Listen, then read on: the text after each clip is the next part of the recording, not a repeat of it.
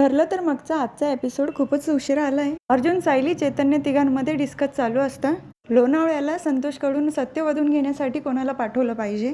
सायली म्हणते, एक व्यक्ती आहे, आपण तिघं पण ओळखतो. तिचं ब्रीदवाक्यच आहे, कोर्टामध्ये माझ्याशी वाद करायचा नाही, कोर्टाबाहेर माझा नाद करायचा नाही. अर्जुन, चैतन्य दोघे एकाच वेळेला म्हणतात, ऊर्जा. तेव्हा सायली पटकन ऊर्जाला फोन करते. ऊर्जा म्हणते, अगं सायली ताई, तुझं फोन करणं माझ्यासाठी एकदम सरप्राईज आहे. बोल ना, काय काम होतं? सायली सांगते, तुला वेळ आहे का? लोणावळ्याला जाऊन संतोषकडून तुला सत्य वधून घ्यायचं आहे. घडलेला सगळा प्रकार सांगते. तेव्हा ऊर्जा म्हणते, सायली ताई, तू टेन्शन घेऊ नको, मी त्याच्याकडून बरोबर सत्य वधून घेईल. तर अर्जुन सांगतो, हे बघ ऊर्जा, उद्या माझं केसचं फायनल हिअरिंग आहे. संतोष उद्या 4 वाजेपर्यंत हजर व्हायला हवा. तेव्हा ऊर्जा सांगते, अर्जुन दादा, तू टेन्शन घेऊ नको, मी उद्या 4 वाजेच्या आत कोर्टामध्ये हजर राहील, वचन आहे माझं.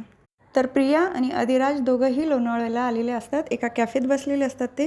अधिराज सांगतो, प्रिया, तू इथे कुठलंही टेन्शन घ्यायची गरज नाही, तू अगदी रिलॅक्स राहू शकते. अरे मी टेन्शन नाही घेते, मला खूप रिलॅक्स वाटते आणि इथलं वातावरण पण किती रोमॅन्टिक आहे, अगदी छान वाटतंय.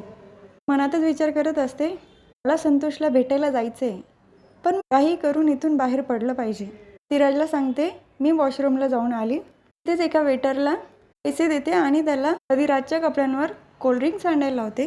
तर सायलीचा फोन आलेला असतो अधिराजला. अधिराज भाऊजी, तुम्ही पोचले का लोणावळ्याला? अधिराज हो सांगतो. तर अर्जुन त्याला फोन करतो की प्रियावर बारीक लक्ष ठेव, ती काहीही करू शकते.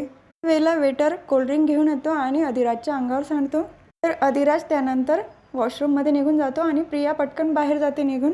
तर अर्जुन केसबद्दल विचार करतच असतो. तेव्हा सायली सांगते, बराच उशीर झाला आहे, आता झोपून घ्या. तेव्हा अर्जुन झोपण्यासाठी जातो. तर तिकडे बघतच राहतो, कारण त्याला जेलमधली आठवण येते.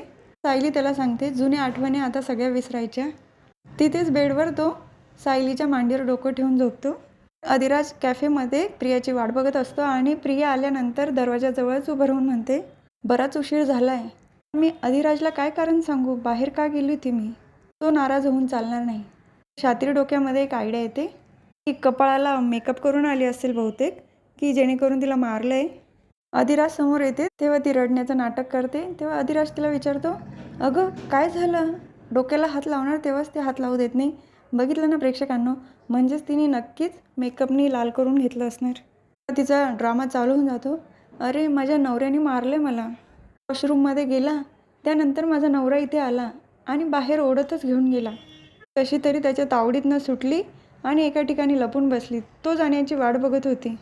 नंतर मी परत कॅफेत आले, त्याला लगेच मिठी मारते. तेव्हा अधिराज मनातच म्हणतो, ती खोटारडी आहे ही.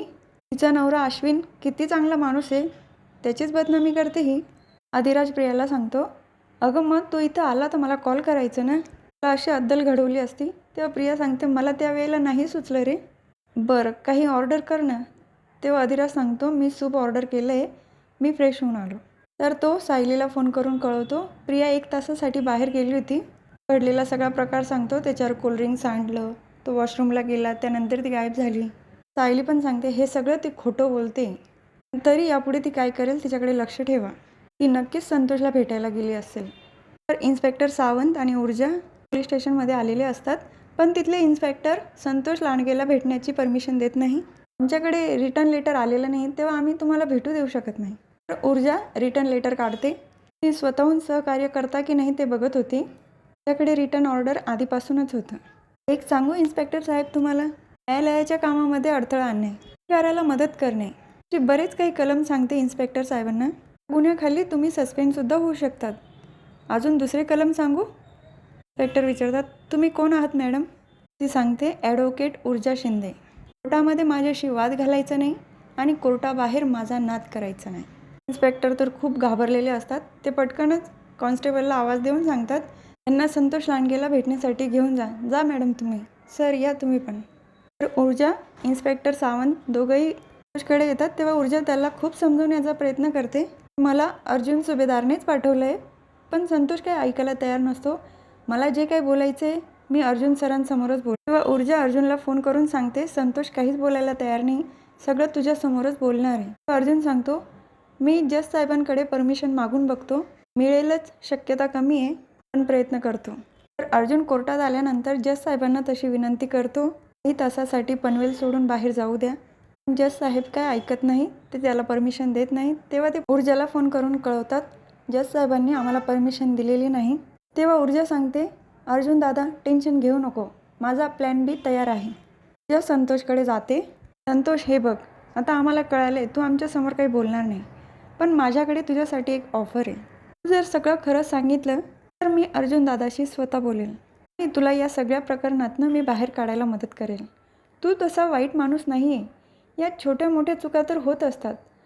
खून करण्यामध्ये तू कोणाची तरी साथ दिली तर या केसमधून बाहेर निघणं अवघड होईल. म्हणून आत्ताच विचार कर. मी तुला 15 सेकंद देते. तेवढ्यामध्ये तू तुझं उत्तर सांगितलं पाहिजे. 15पासून ते उलटे आकडे मोजायला सुरुवात करते. 8पर्यंत आल्यानंतर संतोष लांडगे तयार होतो. ठीक आहे, मी तुम्हाला सगळं काही खरं सांगायला तयार आहे. ऊर्जाला सगळा घडलेला प्रकार सांगतो. ऊर्जा कोर्टात जाण्यासाठी त्याला सांगते, पण तो म्हणतो नाही, मी आता खरं सांगितले ना तुम्हाला, तेव्हा मी कोर्टात नाही येणार. त्यानंतर ऊर्जा त्याला तेही समजून सांगते, तर तो कोर्टात यायला तयार होतो. तर अर्जुन, सायली, चैतन्य तिघंही वाट बघत असतात. जज साहेब पण आलेले असतात. तेव्हा अर्जुन जज साहेबांना 5 मिनटं थांबण्याची विनंती करतो. 5 मिनटं सगळे थांबायला तयार पण होतात. ते संपणार त्याच वेळेला ऊर्जा, संतोष आणि इन्स्पेक्टर सावंत तिघंही आलेले असतात. थांबा, आम्हाला यायला उशीर तर नाही ना झाला. अर्जुन, सायली, चैतन्य तिघंही खूप खुश होतात. तर हा भाग इथेच संपतो. पुढील भागात बघायला मिळतं की अर्जुन संतोषला विचारतो, प्लीज तुम्ही सांगा हा खून कोणी केलाय. तेव्हा संतोष सांगतो, शांताचा खून मीच केलाय. ऐकून तर अर्जुन, सायली, चैतन्य तिघांनाही धक्का बसतो. कोर्टाच्या बाहेर संतोष आल्यानंतर सायली त्याला सांगते, तुमची नक्कीच काहीतरी अडचण असेल.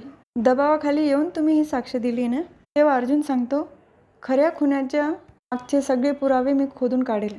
तर तिथे प्रिया येते टाळ्या वाजवतच. तुम्ही खूप काही केलं पण माझ्यापर्यंत पोहोचू शकला नाही. सायली तिला सांगते, अगं माझी एक मैत्रीण माझ्यासोबत आली तर यांना मी चुटकीसरशी बाहेर काढलं.